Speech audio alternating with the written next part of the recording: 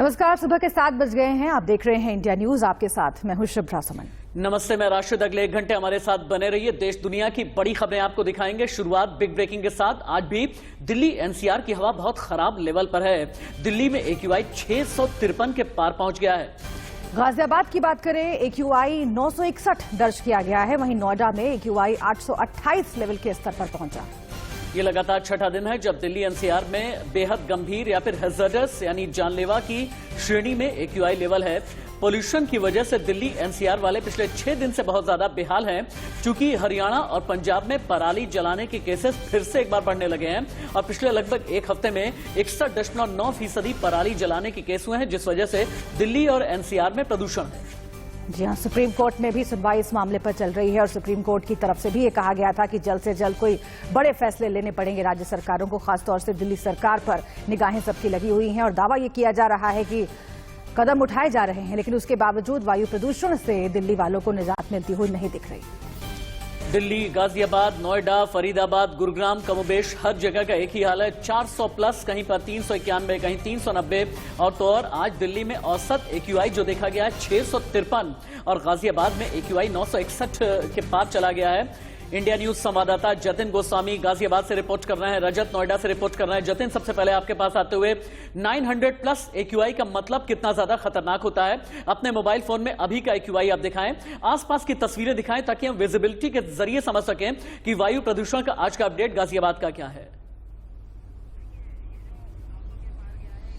देखिए, ये जो 900 के पार गया है, इससे आप समझ सकते हैं कि सबसे खतरनाक आबो हवा है एनसीआर में, और ये बात हम लगातार बताते भी आए हैं पिछले दिनों में।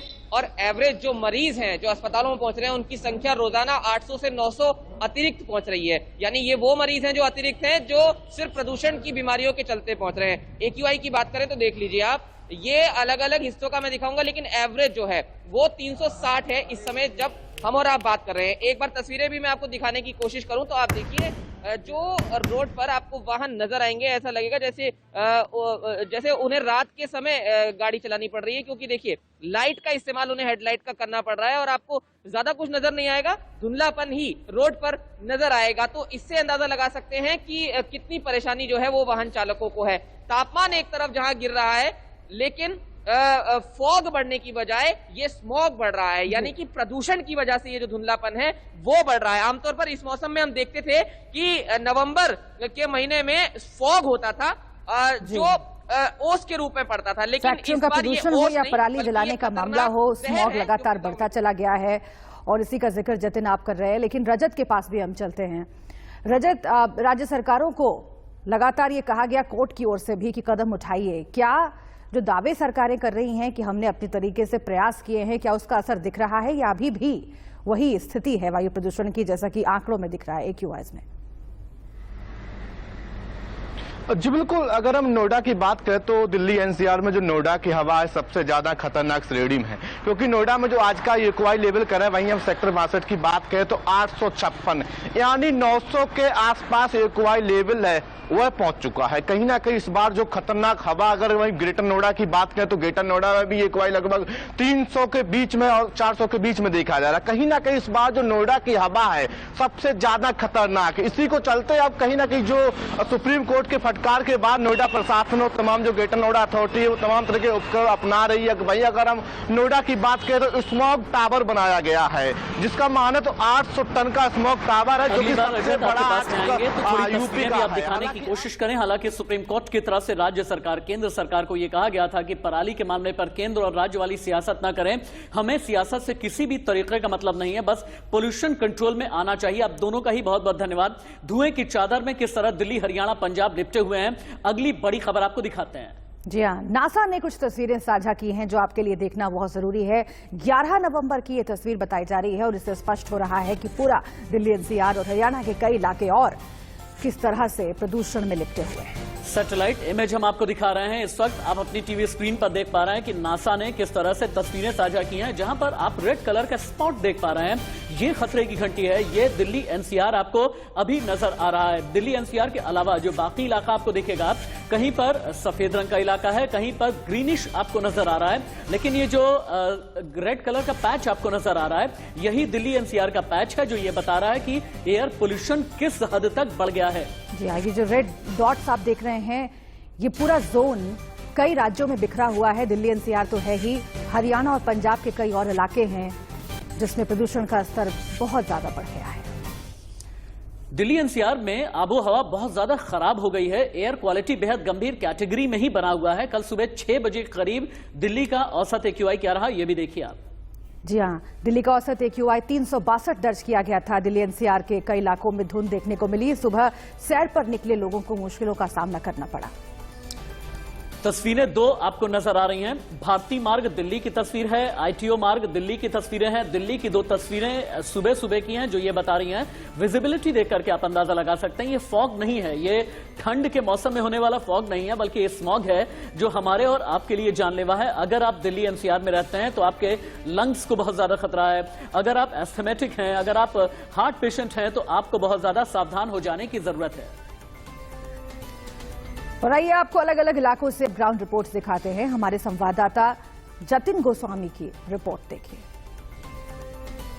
बढ़ते प्रदूषण के चलते एनसीआर के अस्पतालों में मरीजों की संख्या जिस तरह से बढ़ रही है, सांस से जुड़ी तकलीफ के मरीजों की संख्या, उसके आंकड़े बेहद चौंकाने वाले हैं। मैं एनसीआर के गाजियाबाद में मौजूद हूं, जिला अस्पताल में मौजूद हूं।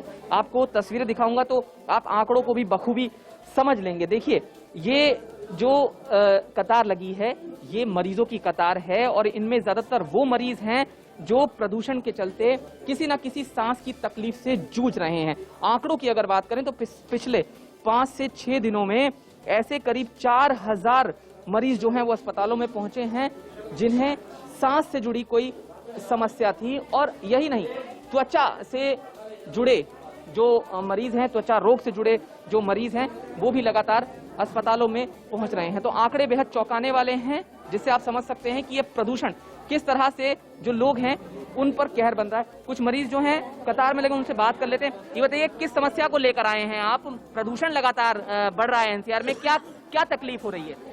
बुखार हो रहा है और हाथ पाँव में दर्द हो रहा है और आंखों में जलन सी हो रही है। आंखों में जलन क्या ये पहले थी या फिर ये बढ़ते प्रदूषण की वजह अभी हुई है? जी, स्थिति लगातार बद से बदतर हो रही है। प्रदूषण का ये स्तर नियंत्रित करने की हर कोशिश कहीं ना कहीं कहें तो लगभग नाकाम साबित हो रही है। अब देखना ये है कि कैसे इस बड़ी और गंभीर होती समस्या से प्रशासन, सरकार लोगों को निजात दिलवा पाते हैं। गाजियाबाद में जिला अस्पताल से जतिन गोस्वामी, इंडिया न्यूज। जतिन गोस्वामी की रिपोर्ट आप देख रहे थे। प्रदूषण की मार देश की राजधानी दिल्ली एनसीआर के लोगों की सेहत पर बहुत भारी पड़ी है। हालात वाकई बद से बदतर होते जा रहे हैं। आपको ग्राउंड जीरो से कुछ और रिपोर्ट्स दिखाते हैं।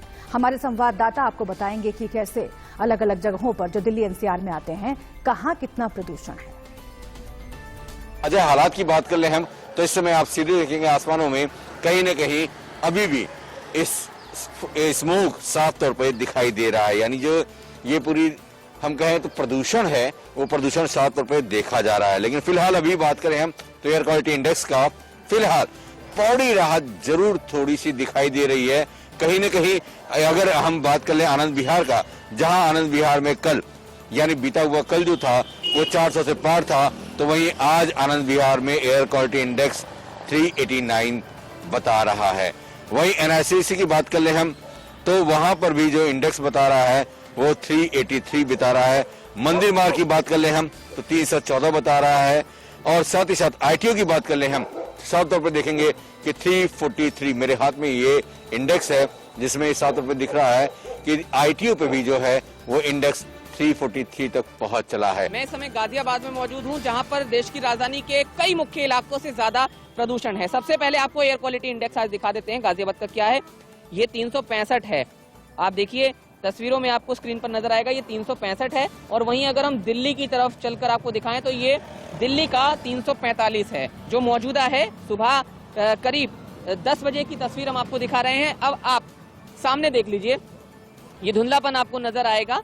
कई ऐसे कारण हैं जिनकी वजह से जो ये प्रदूषण का स्तर है वो बढ़ रहा है। आपको ये बता दें, गाजियाबाद में एक आदेश आया जिसमें ये कहा गया कि स्कूल बंद किए जा सकते हैं, लेकिन बाद में उस आदेश को निरस्त कर दिया गया। दिल्ली जो गाजियाबाद से बिल्कुल सटा हुआ है, वहां पर स्कूलों की छुट्टी है। ऐसे में बहुत सारे अभिभावक जो हैं फिलहाल अपने बच्चों को स्कूल कॉलेज भेजने से डर रहे हैं। दिल्ली एनसीआर की हवा है वह जहरीली होती हुई जा रही है और हम इस वक्त दिल्ली से सटे नोएडा में मौजूद हैं। अगर नोएडा की आज हम एक्यूआई लेवल की बात करें तो आज 695 है, यानी 700 के आसपास पहुंच चुका है। कहीं ना कहीं जो नोएडा की हवा है वो जहरीली होती हुई जा रही है। और नोएडा और ग्रेटर नोएडा की बात करें तो ग्रेटर नोएडा में एक्यूआई लेवल है वो 343, यानी 350 के आसपास देखा जा रहा है। लगातार पोल्यूशन का लेवल है वह बढ़ता हुआ जा रहा है। अगर आप ट्यूबरक्लोसिस के पेशेंट कभी रहे हैं, अगर आप कोरोना से उबर रहे हैं तो आपके लिए खतरा बहुत बड़ा है। डॉक्टर्स ये बता रहे हैं कि ये प्रदूषण बहुत खतरनाक है जो आपकी जिंदगी को बहुत नुकसान पहुंचा सकता है। जी हाँ, कितना नुकसान पहुंचा सकता है ये प्रदूषण हमारे शरीर को, ये आपको विस्तार से बताते हैं। का जो इफेक्ट होता है वो हमारी बॉडी में बहुत गहरा आता है। इसमें जो सेंसिटिव ग्रुप्स होते हैं, छोटे बच्चे, एल्डरली पेशेंट्स, प्रेग्नेंट फीमेल्स या वो पेशेंट्स जिनमें हार्ट की प्रॉब्लम या क्रॉनिक लंग की प्रॉब्लम या एस्थमा की दिक्कत होती है, उनमें इस समय ज़्यादा प्रॉब्लम्स आती हैं। इस समय हमारे पास पेशेंट्स जिनको पोल्यूशन की वजह से एस्थमा के अटैक्स हो रहे हैं या फिर उनको ब्रोंकाइटिस, राइनाइटिस, साइनोसाइटिस के अटैक्स हो रहे हैं, वो इंक्रीज हो गए हैं। ओपीडी में आना ऐसे पेशेंट्स का बेसिकली क्या है, हम ऑक्सीजन ही तो लेते हैं सांस में। अगर वो जब पोल्यूशन ज़्यादा होगा तो वो नहीं मिलती है तो हमारे फेफड़े भी संक्रमित हो जाते हैं और उससे कंजेशन बढ़ जाता है। तो इसलिए ऑक्सीजन का लेवल शरीर में कम हो जाता है तो ऑक्सीजन देनी ही पड़ती है। और ऑक्सीजन का इसलिए है कि बहुत ज़्यादा प्लांट लगाएं, ग्रीन ज़्यादा हो जिससे कि ऑक्सीजन ज़्यादा जनरेट हो और पोल्यूशन कम करें। जैसे अपने आसपास जितना भी है कोशिश करें कि कम से कम पॉल्यूशन करने की कोशिश करें। जैसे धूल ज़्यादा ना उड़ाएं,